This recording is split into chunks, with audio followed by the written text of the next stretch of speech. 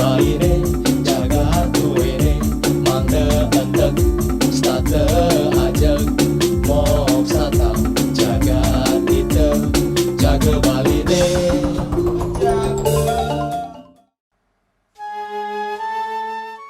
Perkembangan teknologi informasi saat ini membawa perubahan yang sangat signifikan, di mana manusia menciptakan teknologi dengan motivasi dan dorongan agar hidup menjadi lebih baik. Manusia terdorong untuk membuat sebuah teknologi yang dapat membantu dalam menyelesaikan pekerjaan. Implementasi sistem informasi dan teknologi komunikasi saat ini berkembang sangat cepat di dunia birokrasi dan perusahaan maupun pemerintahan. Hal tersebut akhirnya memunculkan ide besar berupa penciptaan tata kelola masyarakat, termasuk masyarakat perkotaan yang cenderung lebih siap dibandingkan dengan masyarakat perdesaan. Hal inilah yang mendorong ide kreatif yang menghadirkan istilah Smart City atau kota cerdas. Pada dasarnya, Smart City adalah pengembangan dan pengelolaan kota dengan memanfaatkan teknologi informasi dan komunikasi TIK untuk menghubungkan, memonitor, dan mengendalikan berbagai sumber daya yang ada di dalam kota dengan lebih efektif dan efisien untuk memaksimalkan pelayanan kepada warganya serta mendukung pembangunan yang berkelanjutan. Pola Smart City ini nantinya akan berimbas pada semua sektor, baik pariwisata, ekonomi, sosial, dan budaya yang harus disiapkan oleh pemerintah. Bali yang sebagian besar pendapatan daerahnya berasal dari sektor pariwisata harus berhasil menciptakan pola ini karena nantinya akan menyangkut banyak hal, terutama pelayanan kepada wisatawan maupun masyarakat dalam hal layanan publik. Salah satu hal yang diperbaiki dalam mewujudkan Smart City adalah masalah kemacetan yang menjadi persoalan berlarut-larut dan hingga kini belum bisa terselesaikan. Kita sudah harus berpikiran tentang Smart City itu sendiri agar semuanya bisa menjadi efisien dan lebih terarah, dan sesuai dengan arahan Pak Gubernur juga dalam haluan Bali, 1 tahun haluan Bali, tentu ini juga sudah menjadi suatu hal yang dipikirkan oleh pemerintah. Dan mungkin saya di sini menambahkan adalah beberapa hal yang perlu menjadi perhatian, terutama terkait daripada bagaimana kelancaran daripada nantinya ekonomi di Bali.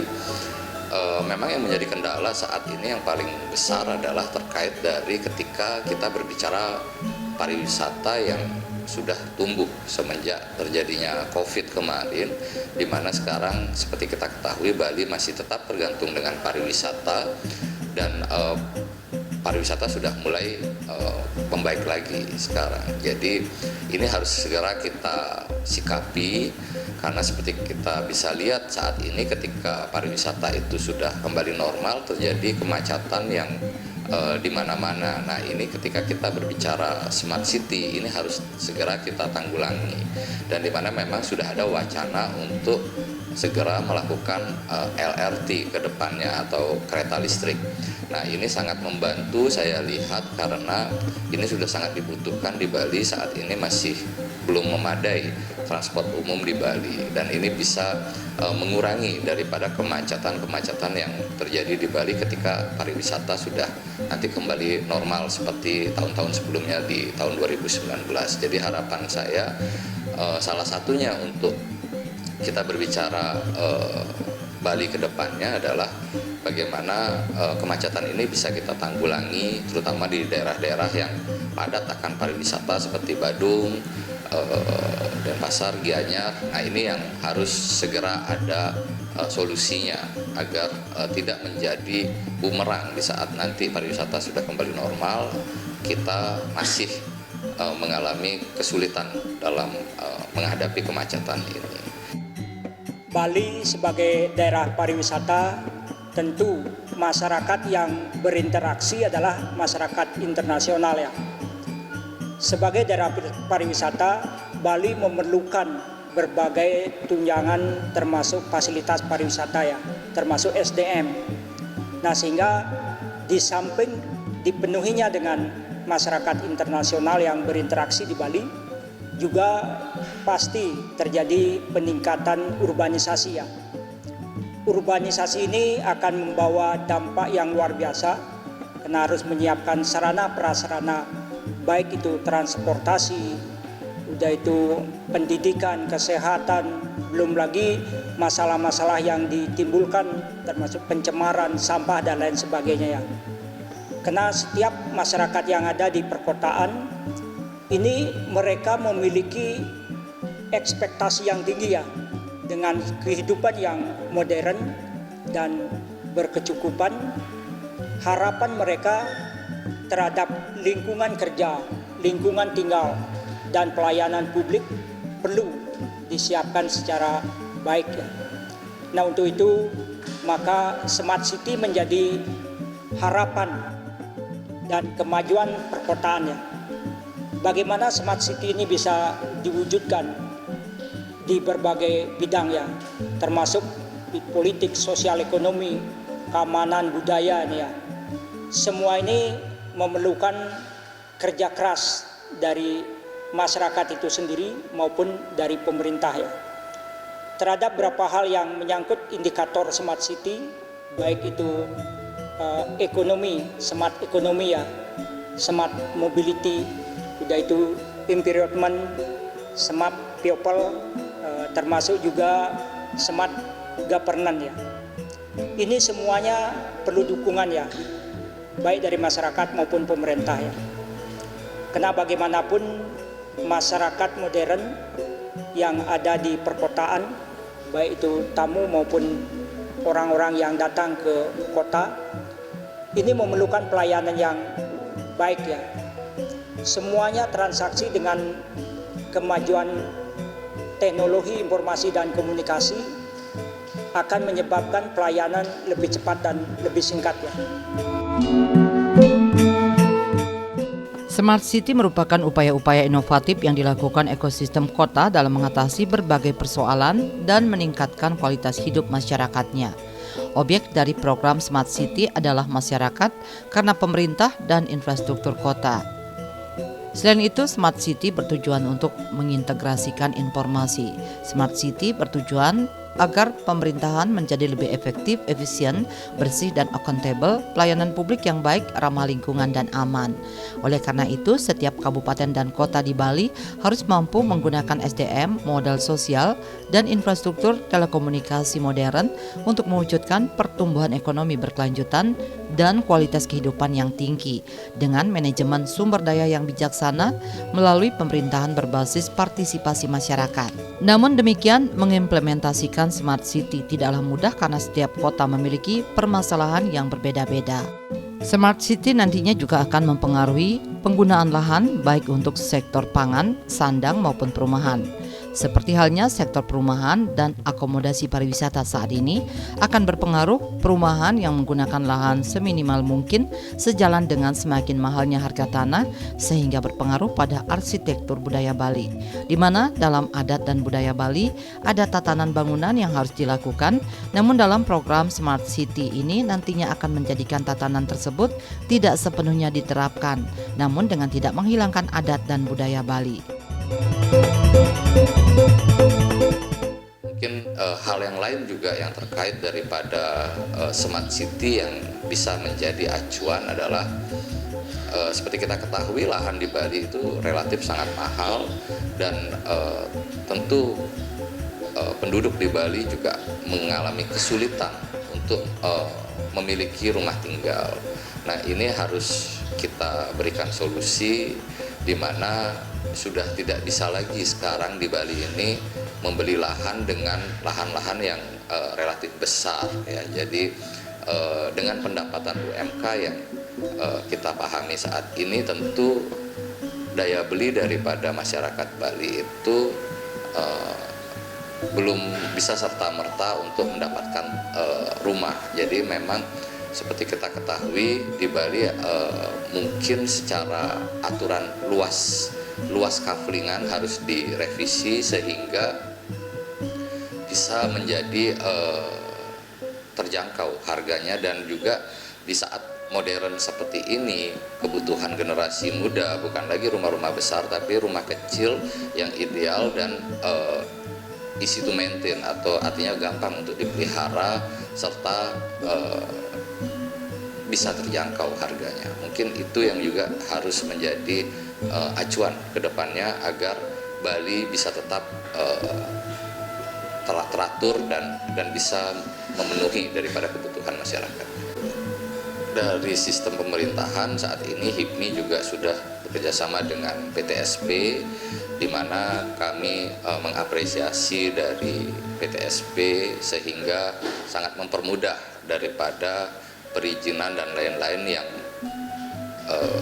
dulunya sempat menjadi kendala kami sebagai pengusaha, namun sekarang sudah jauh lebih bisa teratasi karena kerjasama HIPMI dengan PTSP bukan saja hanya di provinsi namun juga sampai di kabupaten kota. Terhadap perkembangan adat dan budaya, kita yakin ya, Bali ini sudah menghadapi berbagai persoalan, keterbukaan dan lain sebagainya, tetapi masyarakat Bali ini cukup mampu menangkis daripada apa yang menjadi pengaruh luar ya. Karena adat budaya ini kan bagian daripada kebanggaan kita ya, warisan leluhur yang merupakan ciri daripada kehidupan sosial budaya di Bali ya. Orang datang ke Bali karena memang tertarik dengan adat budaya yang memang sangat mampu dipertahankan oleh masyarakat Bali sendiri ya. Sektor yang tidak kalah penting dipengaruhi dalam Smart City ini adalah di bidang ekonomi. Karena dalam mewujudkan program Smart City, ada beberapa tantangan yang dihadapi meliputi budaya bekerja seperti biasa. Smart City dianggap hanya proyek teknologi informasi, bukan dianggap sebagai perubahan budaya kerja. Kemudian infrastruktur teknologi informasi, TI belum memadai, misalnya dalam hal promosi maupun transaksi yang saat ini sebagian besar menggunakan online. Begitu pula jenis usaha yang sebagian besar sekarang, khususnya kalangan milenial menggunakan media sosial. Hal ini tentunya menjadi sebuah tantangan untuk masyarakat, pelaku usaha, maupun pemerintah untuk melek terhadap teknologi untuk dipergunakan dengan baik sehingga memberikan efek positif pada kehidupan manusia. Generasi muda atau yang lebih dikenal dengan generasi Z saat ini sudah mulai membangun usaha dengan cara membuat startup lokal dalam mengembangkan usahanya. Namun tidak sedikit pula yang menyalahgunakan media sosial atau kemajuan teknologi ke arah negatif sehingga akhirnya berhadapan dengan proses hukum.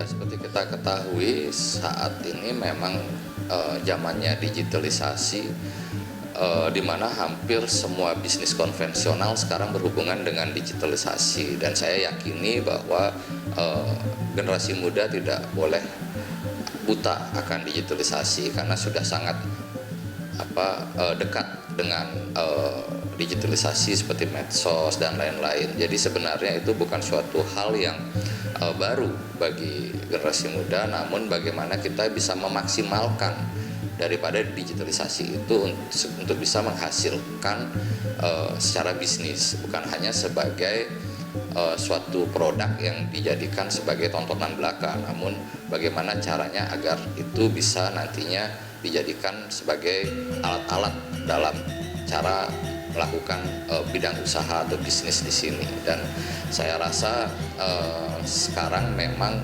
jika kita tidak mau tertinggal, maka kita harus harus paham akan digitalisasi ini. Sebetulnya banyak sekali seminar-seminar terkait dari bagaimana kita bisa melakukan bisnis melalui digitalisasi. Jangan sampai seperti kita ketahui ada pemberitaan terbaru itu banyak di Jakarta, di pasar-pasar konvensional, mereka tidak bisa menjual produknya sehingga akhirnya harus gulung tikar karena tidak paham akan digitalisasi itu. Saya lihat perkembangan ke depan ini memang lebih keras daripada yang sebelum-sebelumnya. Jadi harapan kami tentunya juga dari HIPMI untuk terutama generasi muda untuk selalu paham akan digitalisasi. Memang ini akan terjadi pergeseran ya. Masyarakat yang biasa menggunakan transaksi secara tradisional ini akan bergeser terutama sesuai dengan perkembangan zamannya. Anak-anak zaman milenial, udah itu zaman Z dan seterusnya, ini tentu akan menginginkan bagaimana bertransaksi dengan cara mudah ya. semuanya dengan online ya.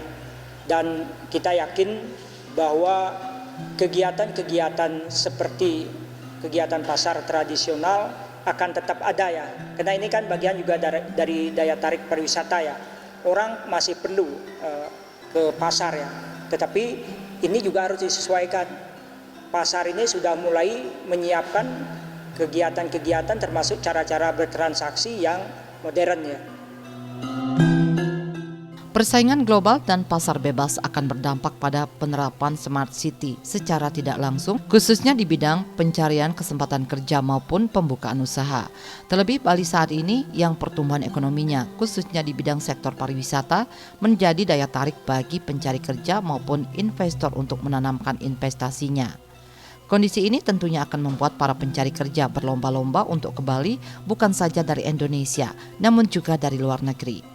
Seperti halnya banyak wisatawan yang negaranya sedang ada konflik, justru memilih berusaha di Bali. Bermodalkan penguasaan teknologi dan modal usaha, mereka akan menggunakan usahanya untuk hidup di Bali.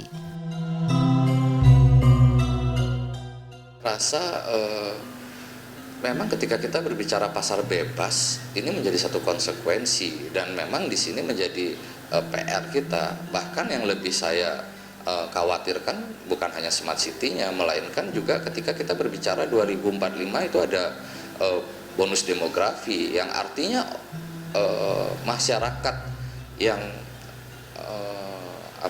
masyarakat muda yang mencari kerja itu akan lebih banyak lagi. Itu sekitar 50-60% masyarakat yang produktif. Jadi ini jika tidak dari sekarang kita membuat untuk memasukkan virus-virus entrepreneur kepada generasi muda, maka kan terjadi akan bisa terjadi daripada pengangguran yang signifikan. Oleh sebab itu dari sekarang memang kita harus membuka lapangan kerja sebanyak-banyaknya, dan itu yang harus diserap oleh mendahulukan daripada masyarakat Indonesia tentunya di sini, karena memang sudah diatur tidak setiap pendatang ataupun wisatawan ataupun orang dari luar negeri bisa bekerja di Indonesia, harus ada skemanya. Nah ini yang sudah diatur, tapi kan sekarang yang menjadi polemik adalah bagaimana jika nanti di saat bonus demografi itu kita tidak siap, bukannya kita negara bisa menjadi negara maju, melainkan kita bisa terancam akan terjadinya pengangguran yang luar biasa. Dan disinilah digitalisasi menjadi salah satu jalan keluarnya. Ini adalah pelayanan ya, artinya sebetulnya kan sekarang sudah tergerus. Kita lihat travel agent konvensional zaman dulu yang mungkin bookingnya melalui telepon, Veximile, sekarang kan semua sudah ke era digital, sudah booking melalui daripada internet. Dan ini memang sudah dilahap oleh generasi muda bahwa ini jauh lebih efisien buat mereka untuk dalam melakukan booking perjalanan pariwisata mereka. Jadi ini salah satu contoh di mana bahwa Bali harus aware atau Bali harus bisa berdampingan dengan digitalisasi ini, karena ini akan terjadi di mana-mana. Seperti sekarang kita sudah lihat semua bookingan itu sudah melalui internet, tidak ada lagi seperti zaman sebelumnya melalui Veximile dan lain-lain. Sekarang semuanya sudah ke arah digitalisasi. Jadi harapan saya memang mau tidak mau kita harus beradaptasi. Bahkan ada beberapa hotel yang betul-betul sekarang sudah menggunakan daripada kemajuan teknologi, tidak lagi menggunakan karyawan sebagai sebagai penjaga di hotel, melainkan sudah melalui daripada teknologi tersebut. Perpaduan antara teknologi dan SDM ini harus nyambung ya. Kalau tidak, tanpa adanya SDM yang memadai, apapun yang dilakukan oleh pemerintah, penyiapan infrastruktur termasuk teknologi ya, ini akan sia-sia ya. Karena kan semua masyarakat mengharapkan serba cepat ya. Transaksi dilakukan di bidang ekonomi, smart ekonomi harus dilakukan dengan cepat. Kalau tidak demikian, maka semuanya akan ketinggalan zamannya. Kita perlu untuk terus meningkatkan infrastruktur di bidang digitalisasi ya. Termasuk masyarakat pun juga sudah terus mengupdate diri ya untuk masuk ke era globalisasi ini ya. Kapasitas SDM yang rendah karena tidak paham teknologi informasi TI dan komitmen para pemimpin termasuk kepala daerah. Oleh karena itu, upaya ke depan yang harus dilakukan yaitu perlu merubah pola pikir atau mindset para pemimpin dan pejabat publik agar memahami pentingnya teknologi informasi dalam mendukung tata kelola pemerintahan. Di samping itu, faktor budaya masyarakat juga harus berubah. Karena jika ingin kota cerdas, maka masyarakatnya juga harus cerdas yang diwujudkan dalam perilaku cerdas. Pemerintah daerah harus membuat peraturan regulasi terkait digitalisasi yang lebih detail dan teknis serta meningkatkan anggaran digitalisasi. Dalam rangka mewujudkan smart city, dibutuhkan dukungan partisipasi multi stakeholders, melibatkan partisipasi masyarakat swasta dan para akademisi. Selain itu dibutuhkan percepatan pembangunan infrastruktur TIK secara merata, berkualitas dan terjangkau dan terintegrasi dari beragam sektor sehingga pengawasan data dan pelayanan bisa berjalan secara bersamaan. Transportasi ini beberapa kebijakan-kebijakan dan perencanaan pemerintah sudah mulai ya dilakukan melalui Sarbagita yang salah satu contoh. Namun dukungan daripada pemerintah ini masih kurang mendapat sambutan yang positif dari masyarakat ya. Masyarakat masih enggan menggunakan transportasi publik ini karena memang ada beberapa kendala ya. Pertama, transportasi yang dilakukan oleh anak-anak dan masyarakat ini jaraknya masih sangat dekat ya. Yang kedua, budaya daripada masyarakat Bali yang bekerja kadang-kadang masih mampir kemana-mana untuk berbelanja dan lain sebagainya.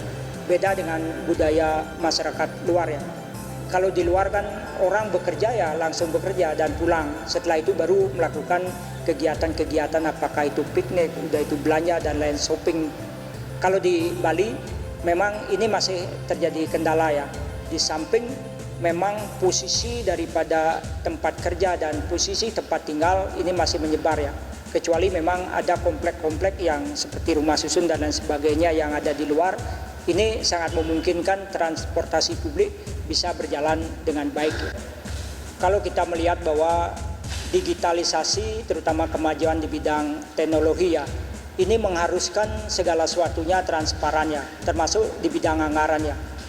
Kalau APBD, anggaran pemerintah dan lain sebagainya bisa dilakukan secara transparan dan digitalisasi, tentu ini akan memberikan percepatan kepada pembangunan terutama smart city ya. Ini memang kadang-kadang menjadi kendala ya. Kebocoran-kebocoran terjadi baik dari segi pendapatan dan lain sebagainya.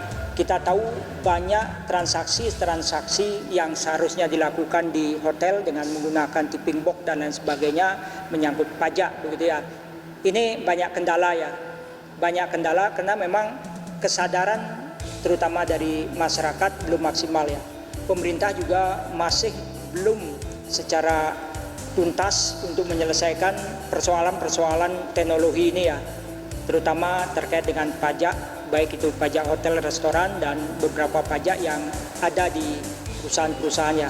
Ini karena memang yang digunakan sistem teknologi informasinya termasuk juga alat-alat digitalisasi seperti tipping box di hotel, ini pelaksanaan dan penggunaannya belum maksimal ya.